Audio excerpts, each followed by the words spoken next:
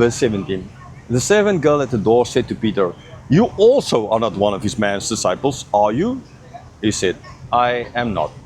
So the one known already had Peter, he spoke with her, she let him in.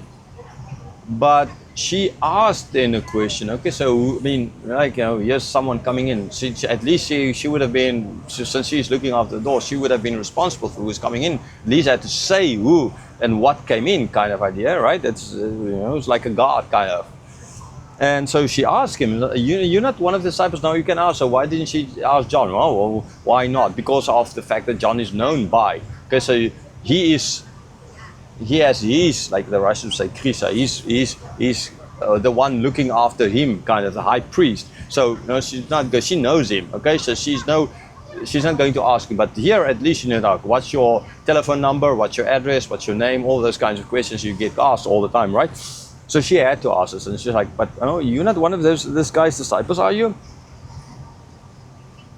I mean, was she interrogating him? No, she was looking at the door. She had to know this. Did she mean with this that she wanted to catch him and then have him as well brought in or anything like this? No, I don't think so. At least this is not what we see from the verse here, right? From the context here, it seems that she's the one looking after, kept watch at the door, so she had to ask this question, right? Simple.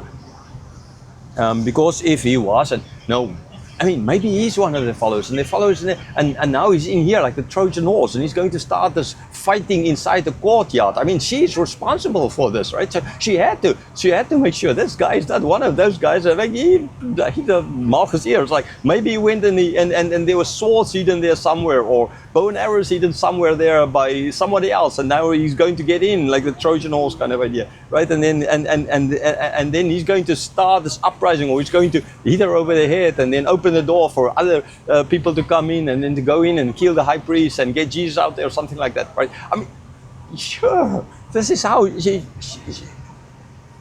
this is kind of normal. So the question she's asking is very, very, very normal. She had to make sure he's not one of those, so that maybe he is now trying and planning an uprising from within, and he can open the gates. That's just simple logic. That's what you will do, right?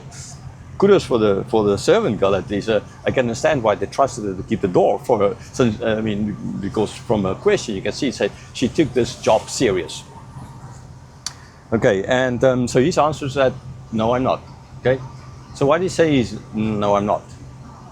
Is it because then, no, he was planning this uprising and therefore he did not want to give himself out? Okay, now we know he was not planning an uprising, so that can't be a reason. Is it because he just didn't want extra questions? Okay, I just want to get in there as quick as possible because I want to see Jesus kind of idea. No, I don't think that either, especially since he's going to deny him again and again and again, right? He could have said yes, but don't worry, I'm not here to start an uprising or anything like that. This is not what I just want to like follow the court case or something like that. I just want to be the reporter writing things down for prosperity's sake or something like that. Did he think that him answering that yes I am ultimately is going to lead her to not let him in, and then he will miss out on this? Was he so serious about being on the inside? John is there. He could write things down. He could come and tell him afterwards. So it's not that important for him in that sense to be there. But he had to be the example to show. So he thought that the easiest way to get in, the easiest way to, most likely, is just going to deny him. So you can say maybe the first time he denied had to do with this kind of reason. I'm not saying now this is from the other Gospels. It sounds a lot more negative than what I'm now portraying. But I just want to give him kind of the benefit of the doubt for the first time. But there's a second and a third time, right? And especially after they see that he's not hitting him over the head or her over the head and letting other people in and starting this whole fight, for example, okay? Then he had actually no excuse anymore, because he already by then knew that this guy is not going to start a fight or a war or anything like that for his sake.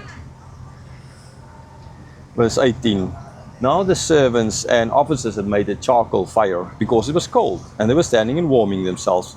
Peter also was with them, standing and warming himself. Okay, so Java there in the back disappearing, and I can't see, I think, yeah, in the front Sumatra is appearing. So that is south, and that would be north, and then that is west, because that is where the sun is going, or went down. I think it's kind of nearly down. And then that would be understandably the easterly direction. Sorry, south.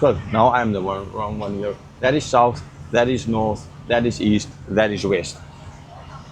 Okay, so yeah. Okay, so let's just look at this verse 17. I'm just trying to get you a little bit on where we are. So they had that she was not the only person there as well, understandably, but she was the one looking after the door, so she had the first responsibility. Okay, other people, there would have been understanding other people, but she's the one who had the responsibility to ask. She's the keeper of the door, for crying out loud. Okay, so they made a charcoal fire, not just any kind of fire, a charcoal fire. Why, again, such detailed information about the kind of fire? If this were written 40 years later, why?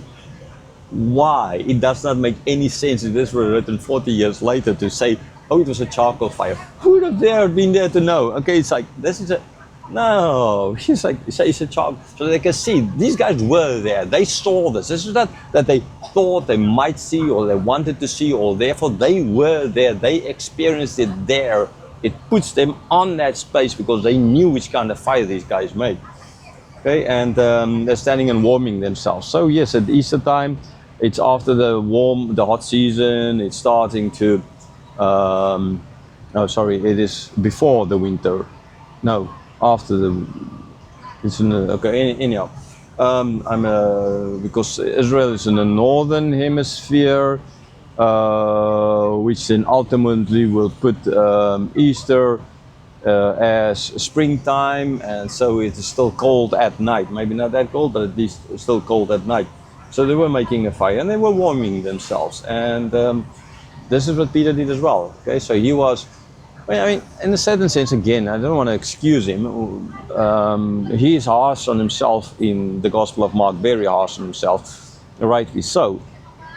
But you know, like, people will be standing around the fire, hiding out there in the back, kind of idea. That kind of doesn't make sense. People, it will draw attention.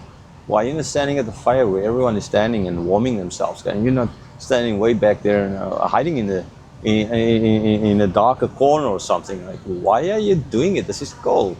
Okay, you know, this is kind of where you expect. Okay, so you can't just draw the conclusion that Peter was just taking care of himself, looking after himself, and it was like cold, and so this is a place how it is kind of logical for him to be standing there. Okay, what is ultimately logical is going to be the fact that he knew that Jesus said he's going to deny him. He knew that he already did it once, and then instead of plain just leaving, okay, he is still standing there.